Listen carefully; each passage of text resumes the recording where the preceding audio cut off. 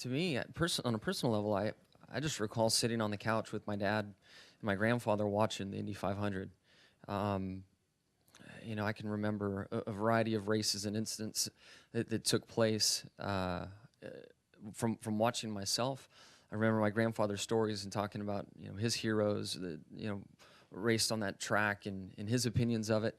So I remember that childhood aspect and how cool that track was. And truthfully, through my upbringing in off-road racing with Rick Mears and Robbie Gordon coming from my world and going into IndyCar, that's the route that I wanted to pursue and the road I wanted to go down. Clearly, things took a much different turn as I got older and my professional career developed. And now to go there and have won at that track 4 times, it's insane. And one of my heroes with Rick Mears in that situation. So it's been a wild experience and a very rewarding experience, because at that racetrack, it's very special to win here in Daytona. I mean, it is. It takes others on the track with the draft and how you work that.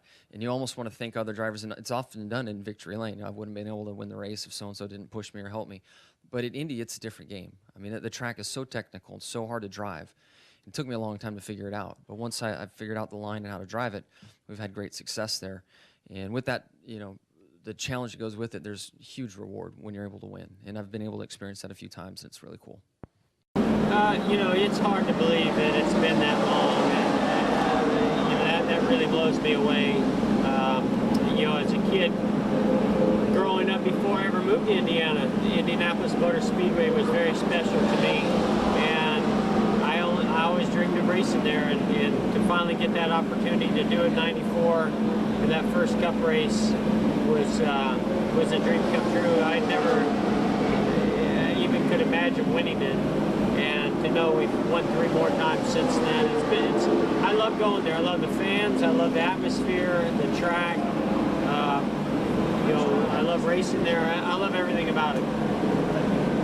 I think for Tony, it's to him it's more like home court. To me, it's more like home state in the essence of the history of the Speedway and the history of speed at the Speedway. I mean, Indianapolis is to auto racing what Daytona is to auto racing in a different way.